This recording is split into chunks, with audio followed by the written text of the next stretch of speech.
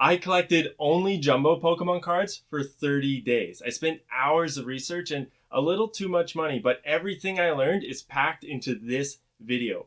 Where do we start? Well, you're probably wondering if any of the Jumbos you have at home are worth anything. So I've been holding this Jumbo Charizard. Let me ask you this, is this cheaper or more expensive than its bite-sized buddy? Well, it's much cheaper. In fact, pretty much all Jumbo cards are cheap, but we start to see exceptions when a Jumbo card doesn't have a regular sized counterpart. Like this Shadow Lugia, one of the most sought after and rare Jumbos today. This is one of my personal favorites and I wanted to buy one for this video, but it's just too expensive. The English copy of this card was distributed at a handful of events between 2005 and 2006, and the Japanese version was only found in the summer 2005 special edition of Pokemon Scoop magazine. This set of 3 evolved Kanto starters, and also Pikachu, got Jumbo cards exclusive to Europe. These look similar, but we got a small figure in our product, while Europe's had a Jumbo card instead. These European exclusives tend to sell for good prices today. And this shiny Rayquaza EX box, which had one of 3 different Jumbo cards in it, depending on where you were in the world and which store you went into. The boxes with Kyogre were exclusive to Toys R Us, and the boxes with Groudon were exclusive to GameStop. So because of this exclusivity, these 3 Jumbos cost a little more. And these weren't the only regional exclusives. Plenty of Jumbo cards can be caught in France or Europe, which we will talk more about later. This Pokemon 151 product came with a Jumbo Mew, but it was only printed in Portuguese, which came shortly after they got an exclusive Radiant Eevee. And the Wizards' Best of Game Jumbos with the winner stamp were awarded to, well, tournament winners. The pattern that starts to emerge here is exclusivity. If the Jumbo card was limited in any way, it usually has a high value proportionate to its rarity. Now, the scope of this video is to cover official Pokemon trading card game Jumbos, but I want to quickly mention the Bandai Card-Ass Jumbo cards, mostly because of this. The 1997 Jumbo Pikachu. This might be the rarest Jumbo. Now, I'm not watching it like a hawk, but I only ever recall seeing one of these sell publicly in the last 2 years. This was, of course, a promotional item released to market the 1997 Bandai Card-Ass set. I have the regular version, and it's one of my favorite cards of all time. So I guess what I'm trying to say is that if you have one of these or can find one for a good price, congratulations. Other Card-Ass Jumbos are nothing to sneeze at, though. They have stickers on one side that reveal an image when peeled, and some of them feature stunning original Sugimori artwork. Others show Charizard with one horn, which is pretty funny. These ones aren't too hard to find online, but they can be pricey if they're in mint condition. So we're back to the economic fundamentals of supply and demand. But exclusivity isn't the only factor that drives the price of a Jumbo card. Some collectors like myself have a natural affinity for Pokemon TCG history, which means that the first ever Jumbo cards from the franchise's early days can also get expensive. Pikachu, Jigglypuff, and Clefairy is the first Pokemon TCG Jumbo card to be distributed through the Koro comic magazine in Japan 1997. You'll notice that the borders on the top and bottom are extra thick to accommodate some text. In the top right, this translates to Special Jumbo Card, and at the bottom we have the Koro comic logo with text that states the specific issue it was included in. 9 more Jumbos were released through Koro, and I want to share them with you. Now, I want to show you one of the best Jumbo cards ever, but I was actually able to use this video as an excuse to buy my favorite Jumbo card of all time. And someone in the Sleep No Card Behind Discord server sold it to me. You know who you are. Thank you. It was supposed to be delivered today, but I got this slip in our mailbox, so we're going to the post office now to pick it up.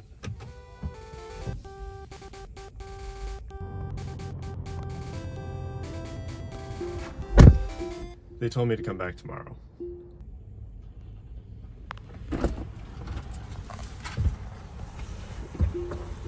Got it.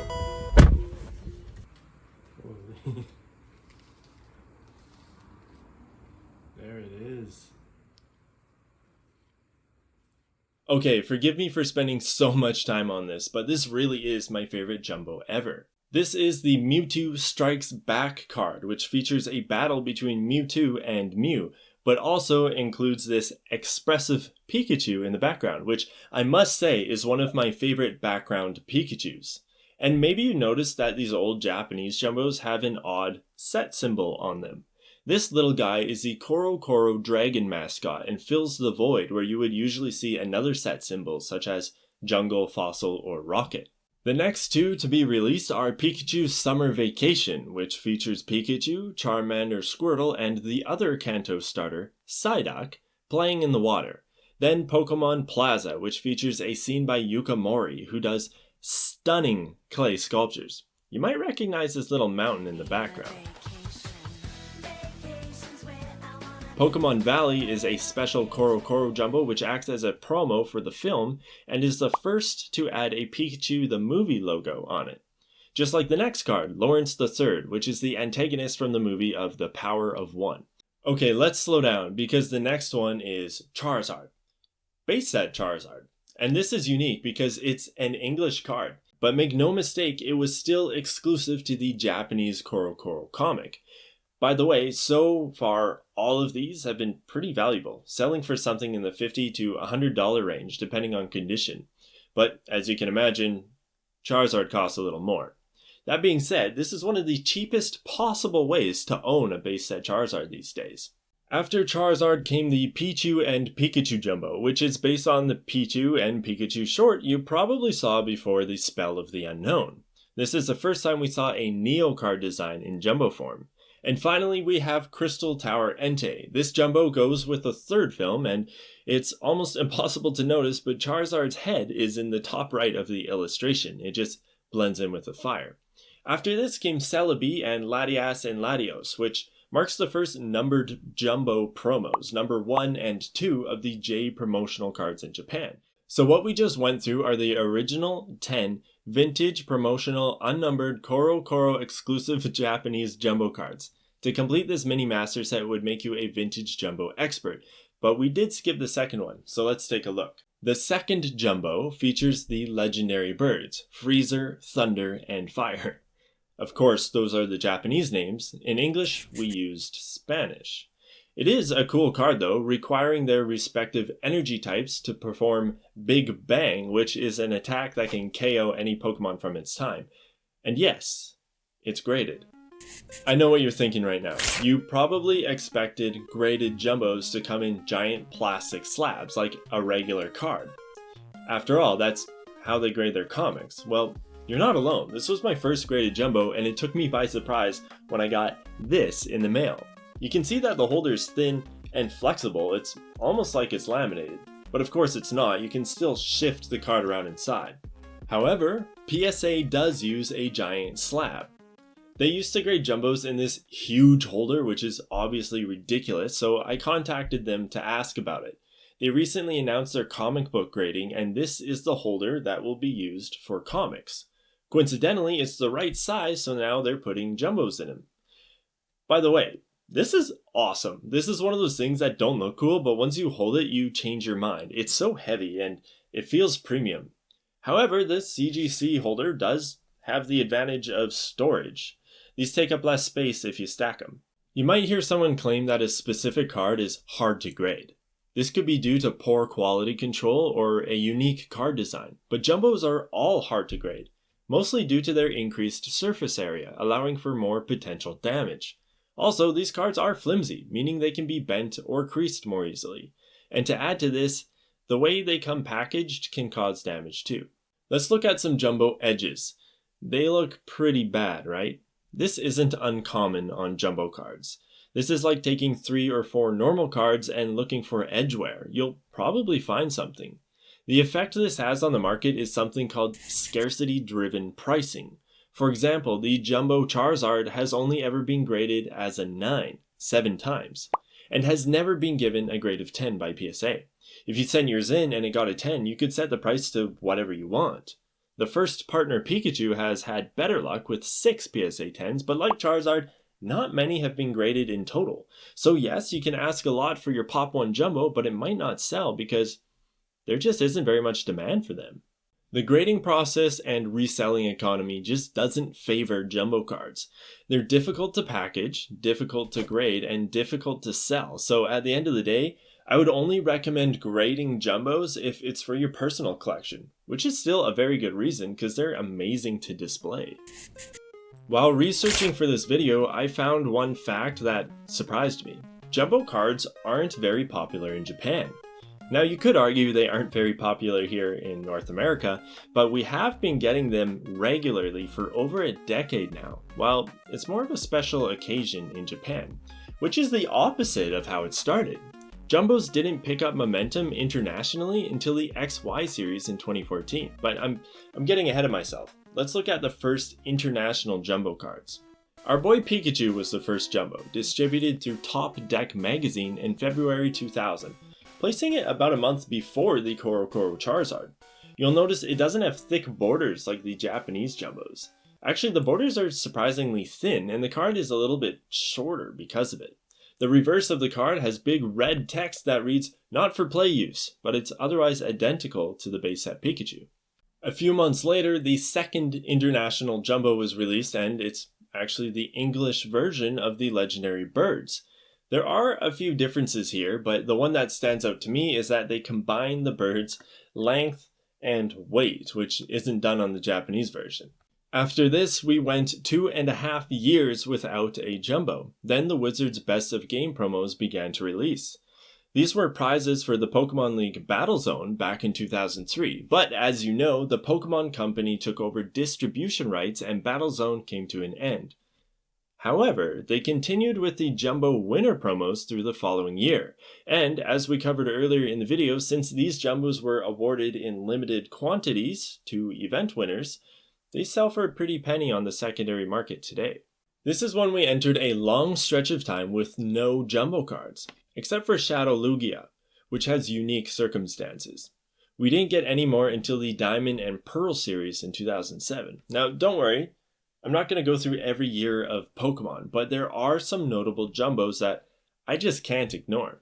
The Legend cards of the Heart Gold and Soul Silver era were a gimmick where the player would have to combine 2 cards to play them or to view the full artwork. 2 of these were eventually released as Jumbo cards, and I would argue that this is one of the few occasions where the Jumbo is superior, at least from an illustration perspective. It's much better to view this crazy artwork on a big card as opposed to combining 2 smaller ones, which is impossible if they're graded. And there was a double-sided one released in Japan with Ho-Oh on one side and Lugia on the other. Diamond and Pearl gave us only 9 Jumbos if you include the Legends cards, and Black and White matched that with 9 as well, but 4 of them are lenticular. I bought this Snivy because I just had to show you guys what this looks like. It comes through on camera pretty well, but this effect is still just way better in person. After these, the XY series hit and delivered 70. This was a huge mix of regular holos, EX, Mega EX, and break cards. Some rare ones here are the French exclusives like Lugia, Lucario, Jirachi, Pansear, and Ho-Oh. There are more, but it's hard to even find images. Oh, and the Rayquaza box Jumbos I mentioned earlier can be hard to find as well. This was jarring though. We went from 0 to 100 pretty quickly, with almost 10 times the amount of Jumbos being included in Pokemon TCG products. The most common question asked from my subscribers was, why? Why do Jumbo cards even exist? And it's a fair question. If we look at products that include Jumbos, it really presents well, making the collection box bigger and more exciting to the primary consumer, which is children. I'm willing to guess that adding Jumbos to products increases sales. The Pokemon Company has been making billions of dollars for decades, and I'm pretty sure they know how to make money. So there's your answer. Jumbo cards make money. The first 2 Jumbos of Sun and Moon are super interesting. Both Lunala GX and Solgaleo GX are missing HP, attack costs, and evolution boxes. Now, from what I understand, this wasn't an error. These came with the very first Sun and Moon products, and these details were intentionally redacted since the standard cards were not yet released, something we will see again.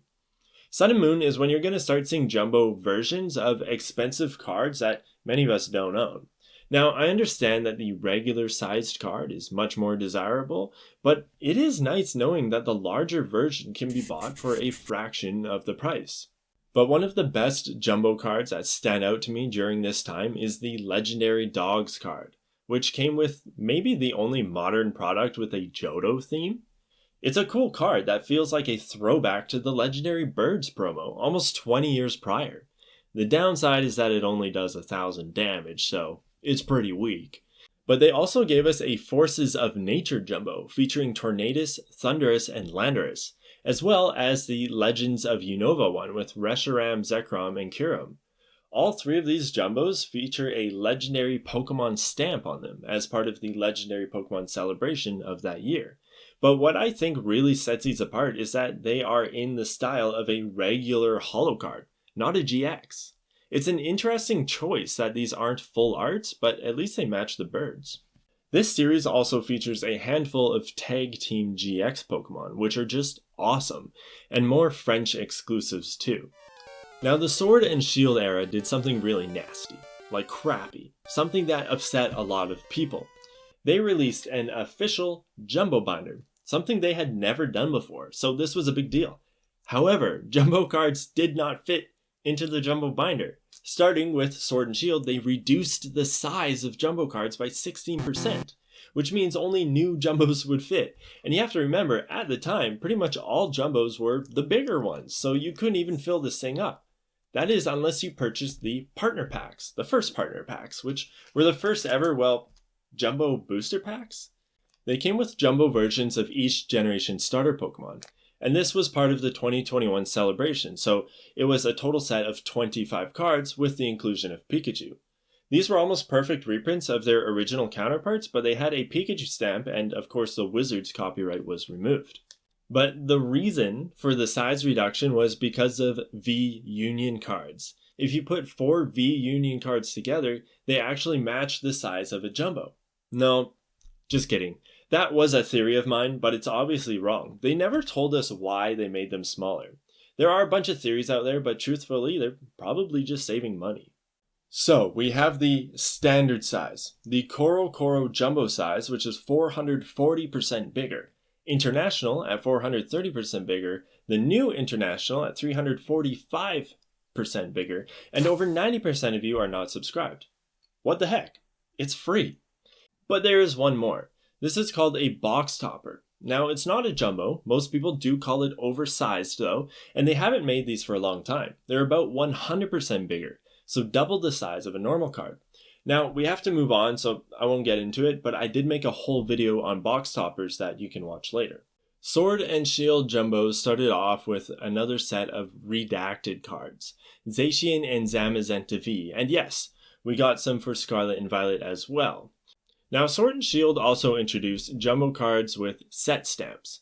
The first to get a set stamp was Snorlax, but these aren't quite the same as regular sized cards with set stamps, which are often obtained through pre-release events or build and battle boxes.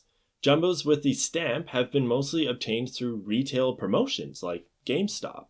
This trend carried on throughout Scarlet and Violet, but the vast majority of stamped Jumbos are European exclusives, which makes them rare and rather challenging to collect. Not just for us in North America, but for everyone, since the quantity is lower. They made less. There really haven't been many notable Jumbos for Scarlet and Violet except for this Charizard EX, which is lenticular. Now, at the time of this video, it's not out yet. It's scheduled for release in about a week, actually. This will be somewhat similar to the Snivy I showed earlier, but the Charizard pose will actually change. We're at the point where Jumbo cards are always on store shelves. If there are cards on store shelves. Every new expansion has a few Jumbos to join in on the fun, but let's take a look at the products over in Japan. This Latias came from a special Jumbo card collection product. Now, this came with a Jumbo Ditto card as well, plus 3 booster packs, but what's cool is the 2 cardboard Jumbo stands. Now, I probably wouldn't use these, but it's cool to see a product that is not just throwing a Jumbo in for some added value, but rather lifting it up and celebrating the phenomenal artwork. The other Jumbo products released in 2023 also include a Jumbo Lapras that comes with a Moltres and a Jumbo Mew that comes with an Oricorio. If you're still watching, then you probably don't hate jumbos, so let's talk about protecting these guys with the love they deserve. Something that every collector struggles with is protecting and storing jumbos with the same care and attention as they do regular cards, and it's not your fault. They failed to supply us with the tools to do so. This is evident when you buy jumbos in the mail. Everything you need exists though. Normal people have hobbies outside of Pokemon cards like photography, comic books, or certain memorabilia. Large sleeves and top loaders exist for all these things and more. You might sleeve your comic books, which come in many sizes, or keep important documents in a top loader. You can pretty much find sleeves of any dimension if you look hard enough. But I found this size 149 by 210, which fits all jumbos, and 137 by 188, which fits modern. Both are easily available on Amazon. Now, if you're having trouble finding stuff, or if you need to find something local, look at photography stuff. This is a pretty good trick. You see, some jumbo cards are the same size as professional photo prints, or at least they're very close. So you actually might find this stuff at Walmart or Target. If you find the right size photo album, you might even have a jumbo binder on your hands. But if you haven't settled for a photo album, you're still looking for something. Now, since there are so many different jumbo sizes, I'm afraid I could not find one binder to rule them all. The best approach right now is going to be using a ring binder and sourcing different size pages for each size of jumbo you own. Now, this is tedious, but it is a solution. There are options on Amazon, but they either fit one size or two sizes. I couldn't find anything that fits the biggest, the Coral, all the way to the smallest, the modern jumbos. I'm afraid that most people just let their jumbos die, sitting in a drawer collecting dust. Let's be honest, after almost 30 years, jumbos haven't been in demand. Generally speaking, we don't like them, which means those of us that do have a responsibility to step up and make an example of what a great jumbo collection can be. If you like this, I did a deep dive video on coins too. Check that out.